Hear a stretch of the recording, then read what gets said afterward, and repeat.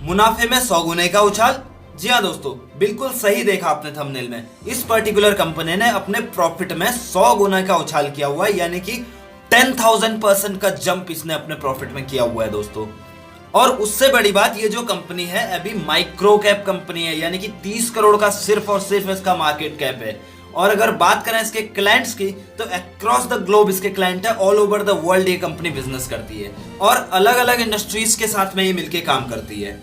तो इसी कंपनी के बारे में आज हम चर्चा करेंगे दोस्तों। इसके रिजल्ट्स को देखेंगे, इसके फाइनेंशियल्स को देखेंगे, इसके वैल्यूएशंस को देखेंगे, इसके बिजनेस मॉडल को देखेंगे, इसके ग्रोथ पोटेंशियल को देखते हुए इसके फ्यूचर आउटलुक को जानने की कोशिश करेंगे। तो बने रहिए वीडियो में।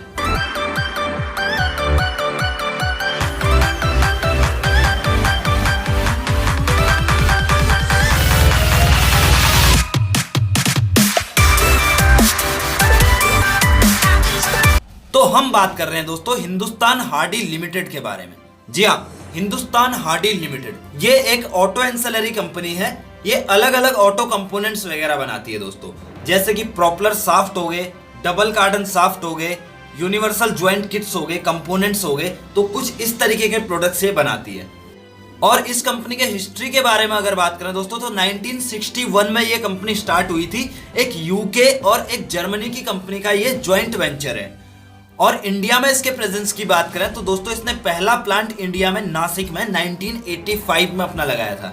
और 1993 में जिस ग्रुप से ये बिलोंग करती थी कंपनी, उसके साथ में इसका जो एग्रीमेंट है कोलैबोरेशन का, वो फिनिश हो गया। और 1994 में इसका जो कंपनी का नाम है वो चेंज होके हिंदुस्तान हार्डी स्पाइसर लिमिटेड हो गया दोस्तों। और 1995 में इसने ISO 9002 स्टैंडर्ड का सर्टिफिकेशन जो है वो हासिल कर लिया था। और 1999 में इस पर्टिकुलर ग्रुप को डाना कॉर्पोरेशन ने एक्वायर कर लिया था दोस्तों। और 2005 से दोस्तों इसका जो है मेन कंपनी के ग्रोथ की जर्नी स्टार्ट होती है। इसने स्टार्ट किया था जो एक मेजर ग्लोबल OEM है, न्यू हॉलैंड करके कंपनी है, उसको इसने मतलब अपने प्रोडक्ट, अपने कंपोनेंट्स वगैरह सप्लाई करने स्टार्ट किए। यानी कि एक मेजर जो कंपनी है उसने इसको ऑर्डर्स दिए, तो यहाँ से इसकी जो है जर्नी स्टार्ट होती है। और 2015 में इसको जो है TAFE बेस्ट सप्लायर अवार्ड से नवाजा गया। इसने काफी अच्छी सर्विसेज अपनी दी थी उसके लिए। और 2017 में इसको SML इजुत्सु बेस्ट सप्लायर अवार्ड से नवाजा गया। जो SML इजुत्सु कंपनी है, इसका जो स्टॉक है इंडिया के एक्सचेंज में भी ट्रेड करता है। तो इस पर्टिकुलर कंपनी ने इसको बेस्ट सप्लायर अवार्ड से नवाजा इसकी सर्विसेज के लिए। और फाइनली 2018 में इस कंपनी को जोलो इंडिया लिमिटेड ने एक्वायर कर लिया। इसका जो मैक्सिमम स्टेक है डाना की जो शेयर होल्डिंग है उससे। तो आज की डेट में जोलो इंडिया लिमिटेड इस पर्टिकुलर कंपनी को प्रमोट करती है, यानी कि वो कंपनी इसकी प्रमोटर है दोस्तों। अगर हम किसी स्मॉल कंपनी में इन्वेस्ट करने के लिए जा रहे हैं तो हमें कुछ बातें ध्यान में रखनी होती है, जैसे कि कंपनी सिर्फ एक ही रीजन के अंदर में काम करती है या अलग अलग रीजन्स में काम करती है या अलग अलग कंट्रीज में काम करती है, और या तो फिर एक ही कंपनी को अपनी सप्लाई देती है कि अलग अलग कंपनीज को अपनी सप्लाई देती है, एक ही इंडस्ट्री को अपनी सप्लाई दे रही है कि अलग अलग इंडस्ट्रीज को सप्लाई दे रही है। तो अगर बात करें हिंदुस्तान हार्डी लिमिटेड की, तो ये पर्टिकुलर कंपनी का जो प्रेजेंस है ये अक्रॉस द वर्ल्ड है, अक्रॉस द ग्लोब इसका प्रेजेंस है। हर कंट्री में लगभग इसकी सप्लाई जाती है। तो इसका क्या बेनिफिट है कि अगर किसी कंट्री की इकोनॉमी जो है वो अच्छे से काम नहीं कर रही है, वहां पे गवर्नमेंट जो है वो अच्छे से काम नहीं कर रही है, इकोनॉमी उस कंट्री के अंदर में स्लो डाउन आया हुआ है, तो भी इस कंपनी के बिजनेस मॉडल पे कोई इंपैक्ट नहीं पड़ेगा, इसके बिजनेस पे कोई इंपैक्ट नहीं पड़ेगा, क्योंकि इसका पोर्टफोलियो जो है, क्लाइंट बेस जो है काफ़ी डाइवर्सिफाइड है, अलग अलग कंट्रीज में ये बिजनेस करती है।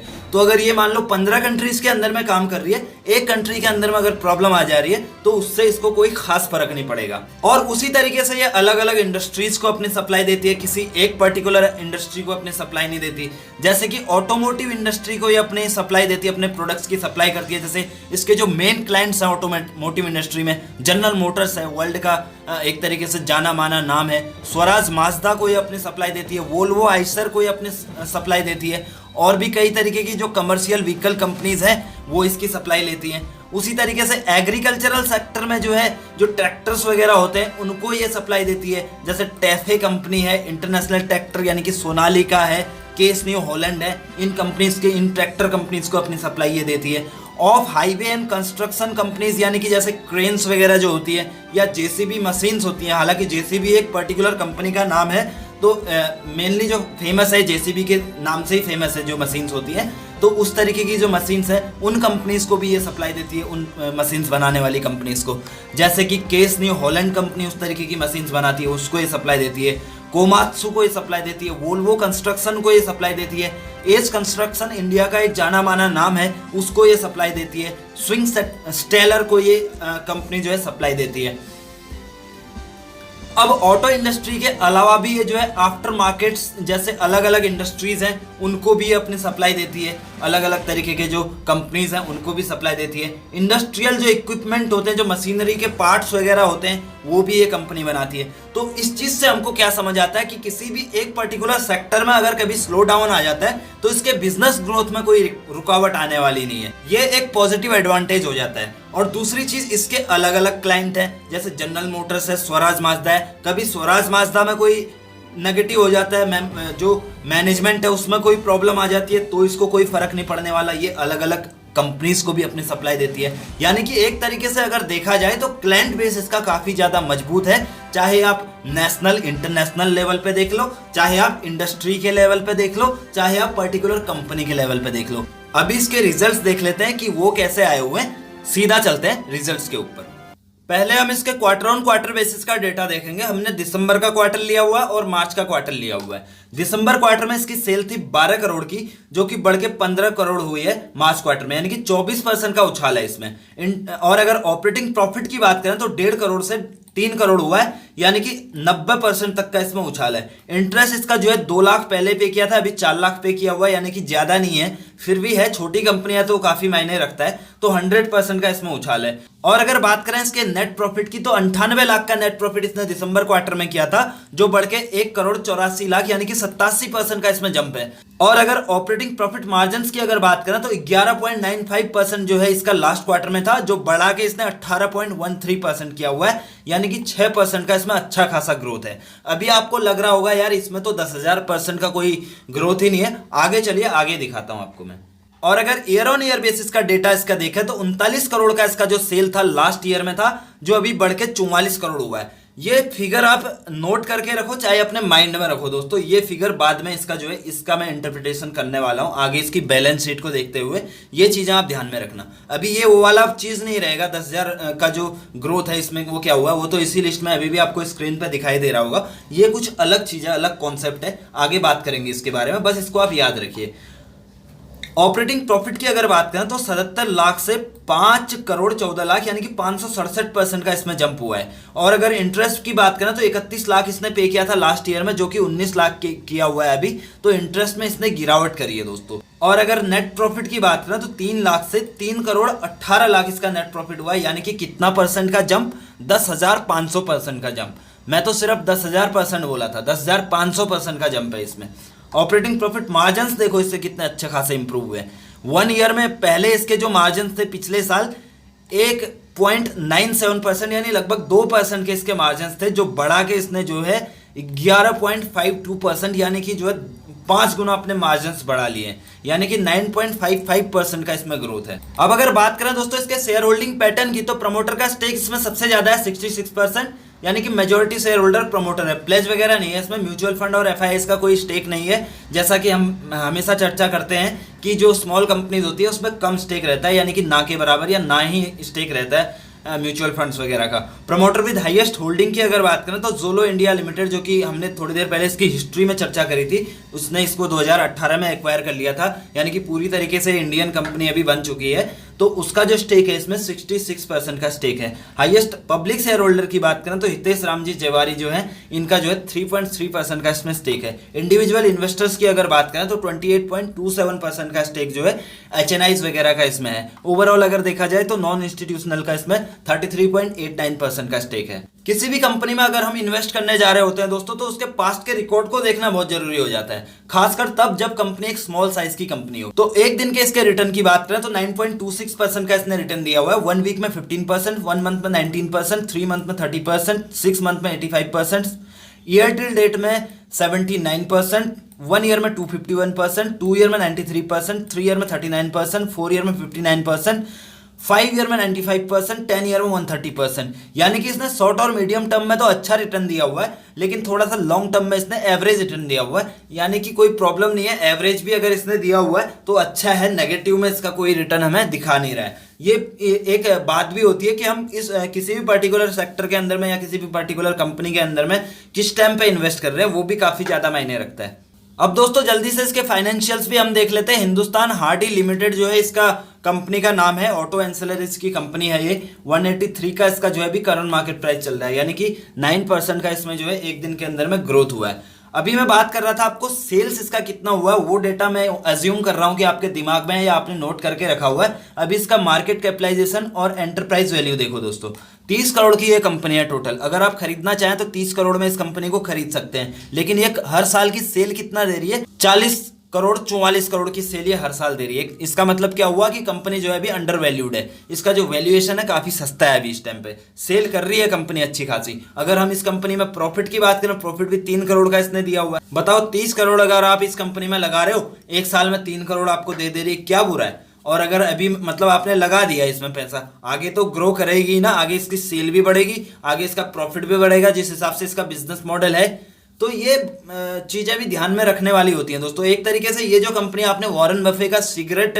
बट वाली स्ट्रेटेजी जो होगी वो सुनी होगी, तो ये तरीके की कंपनी जो होती है उसी तरीके की होती है, सिगरेट बट टाइप की कंपनीज। जैसे मतलब ढूंढने पे मिलती है ऐसी कंपनी। लोगों को लगता है कि इन कंपनी में कुछ नहीं है, लेकिन ये कंपनी जब चमकना चालू करती है तो तब पता लगता है अरे यार इसमें तो काफी दम है अभी। और इन कंपनीज में इन्वेस्ट करने का एक ही तरीका होता है दोस्तों कि आप इन कंपनीज में जो है थोड़ा थोड़ा मतलब जितना खर्च कर देते हैं। अब सिगरेट की बात आई है तो मैं उसी बात पर आता हूँ कि अगर जितना मतलब दिन में आप 3 सिगरेट 4 सिगरेट पीते हो, तो आप 4 की बजाय 2 पियो या 3 पियो, तो एक आध जो सिगरेट का पैसा रहता है आपका, उस पैसे को आप इस कंपनी के शेयर के ऊपर में इन्वेस्ट कर लो। तो over the period of time ऐसे कंपनीज अगर चल जाए तो आपके पैसे को काफी गुना तक भी ये बढ़ा सकते हैं। तो एक एसआईपी तरीके से आप इन कंपनीज में निवेश कर सकते हैं। आगे अगर बात करें, नंबर ऑफ शेयर्स इसके 15 लाख है, प्राइस टू बुक इसका 2.81 है, फेस वैल्यू 10 है, पी इसका 19 का पी है। डिविडेंड यील्ड जो है डिविडेंड कंपनी देती नहीं है, बुक वैल्यू 65 है, कैश कंपनी के पास में 17 लाख पड़ा हुआ है। डेट की अगर बात करें 3.60 करोड़ इसके पास में डेट है।